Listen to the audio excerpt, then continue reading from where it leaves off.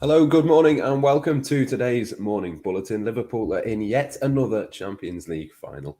They made life harder for themselves than it needed to be in Villarreal, with a poor first half making it tough. But then Luis Diaz came on, Fabinho scored, and everything changed.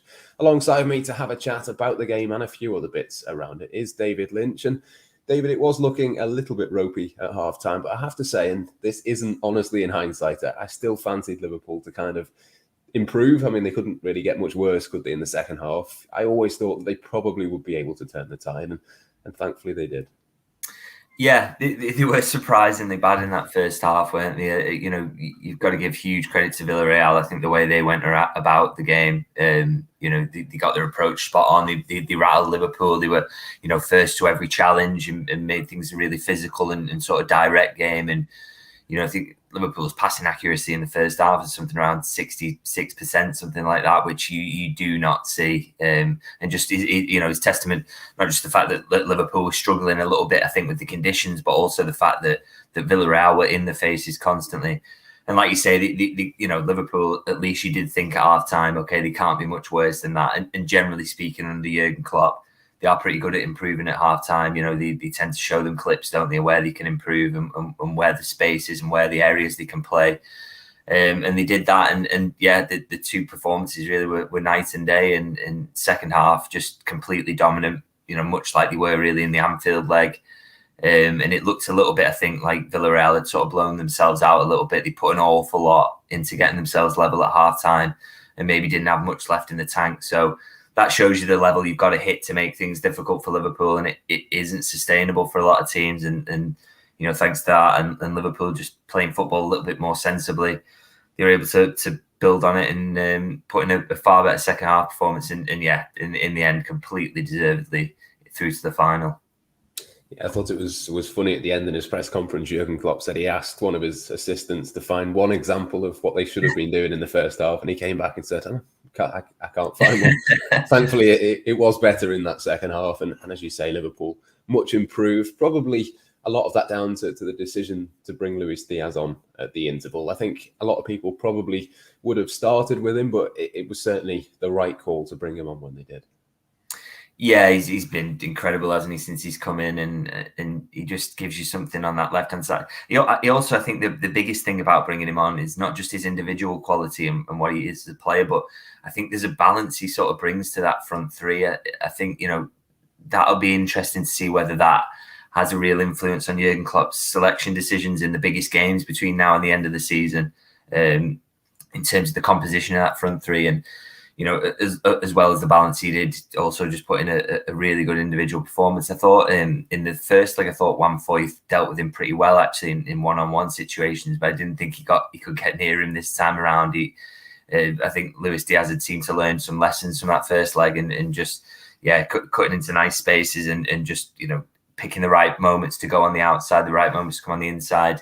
And just, so dangerous, totally deserved his goal and played a big part in getting to a Champions League final, which you think for him as well, on an individual level, having just joined in January, you'd hope for something like this. You'd hope things would go, this well. But the idea that he's already got a trophy on board, he's got, two more finals to come and Liverpool this close in the Premier League, I imagine you can hardly believe it, really. It's, going swimmingly. And, if he caps his first season at Liverpool with a quadruple, he might as well just move on after that, I think.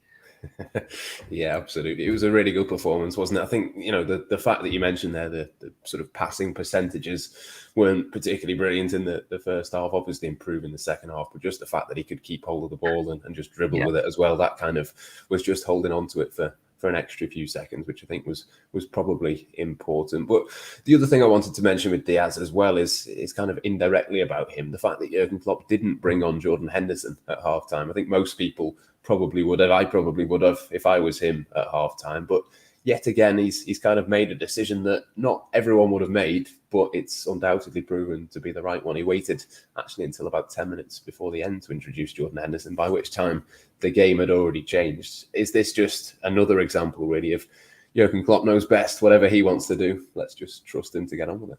Yeah, I think it's a sign of sort of his growing faith in Naby Keita as well. I think he was the one. All three of them played really poorly in the first half, but I think he's the one that you felt was probably most vulnerable, just because he has less credit in the bank than the other two. And also, we've seen it before that he's come off at hard time in games, and I think he had the lowest passing accuracy of the midfield three, although all three of them were, not particularly impressive statistically. So it felt like maybe he was going to make that change, but he obviously looked at things and thought, this isn't an Naby Keita issue. This the problem here is that the entire midfield, the whole team is not working as a unit.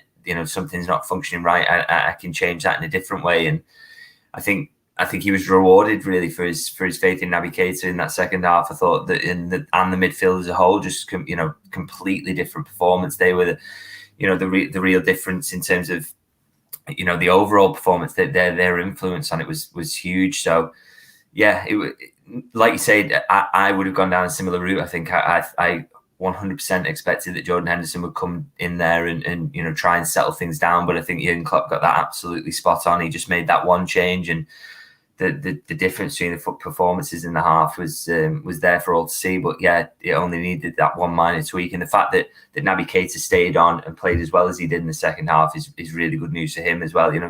Conversely, in terms of what we're saying in terms of Jurgen Klopp's composition of his midfield in the bigger games going forward, Naby Keita now will think, well, I've really staked my claim again there. I thought he was really good second half, and he looks a really good fit with the other two, doesn't he? Yeah, absolutely. I think at half time, I was kind of thinking if the Champions League final was tomorrow, I think Jordan Henderson would be a certainty. Yeah. Naby Keita's been horrendous in the first half, but then by the end, it's almost the other way around, isn't it? I think the fact that Luis Diaz came on and did really well, you'd say, well, that's kind of him in the team for the bigger games. But like you say, for Naby Keita as well, as much as it wasn't a great first half from anyone, probably the second half has reversed that completely now. You'd probably say that Keita and Luis Diaz would be in that kind of first 11 if it came to it for Liverpool.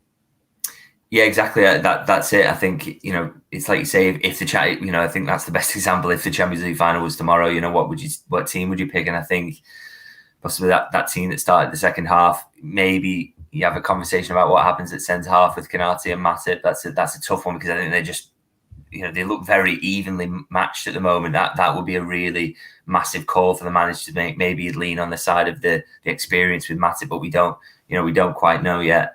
But the rest of the team, I think, sort of maybe picks itself at the moment, and that feels significant because obviously Luis Diaz wasn't even there in January or up until January, and Jordan Henderson was probably nailed on for that third midfield spot up until maybe the past couple of months. I think I'm right in saying the first time, in fact, that the Keita, Thiago, Fabinho midfield started together was Benfica away this season. I think that's right, which is, when you think about it, they've been together for 2 seasons. That's absolutely crazy, and that has possibly cemented itself as a first choice midfield now for big games. So yeah, it's a fluid situation, but there's not a lot of time for things to change now, which makes you think that if a big game was to come around tomorrow, that would be the team.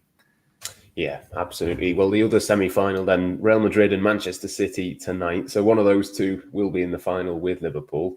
Before we kind of talk about Mohamed Salah's comments afterwards, and it's clear who he wants to play, I mean, just the game tonight, it's obviously great for Liverpool to be able to sit back and relax and watch it. But given what we saw last week between those two teams, it should be some match.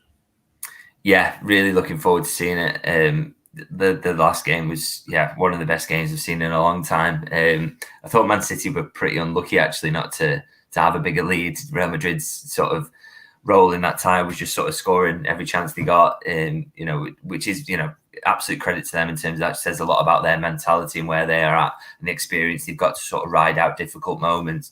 The fact that the one goal, just one goal behind now going into a home leg where things will be slightly different, and you think Real Madrid will offer a little bit more, makes it really, really intriguing. I think, it could be a big test for Manchester City, this, test their European credentials. They've come through a couple this season already. I'm thinking Atletico Madrid away particularly was a really tough one for them.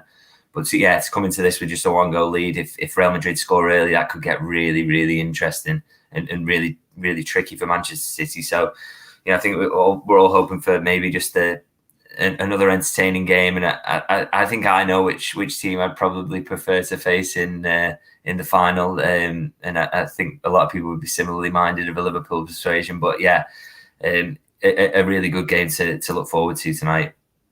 Yeah, I think Mohamed Salah was pretty honest in his interview with BT last night. He said, "If you ask me personally, I want Madrid," and I'm 100% with him. I think what he was referring to was kind of the revenge type narrative, but even just on the level of who's the better team, I think Manchester City would cause Liverpool a lot more problems. Obviously, Real Madrid are Real Madrid, and if they get to the final, it'll be a tricky one for Liverpool. But you'd fancy Liverpool to beat Real Madrid far more easily than you would Manchester City, I'm sure. Yeah, without a doubt. I think, Real Madrid is, they've made this tie tight and they've got through, they've reached the semi-final, for goodness sake. They're obviously a top quality team, but yeah, you can see weaknesses there, things that Liverpool can exploit. Whereas we know games against Manchester City this season have been so tight, so difficult. And I think, beyond that as well, it's more glamorous, isn't it, to face a team that isn't from your country. No complaints about Madrid from a Liverpool perspective, but I think it is always nice to face a team from abroad. And Real Madrid against Liverpool in Paris, obviously that's been a European Cup final before. Be great to sort of have a rematch of that, and the whole Salah narrative around his wanting revenge would be really interesting. So yeah, quite a few reasons really to want Real Madrid. I think you still favour Manchester City to get through because they're so strong, and like I said, they've come through some really difficult tests already this season. They've proven their European pedigree, but strange things have happened. The Real Madrid, absolutely playing them off the park in their own ground, haven't they? So yeah, fingers crossed Real Madrid can get through, and if not, then it's still difficult to have many complaints about getting to a Champions League final, I think.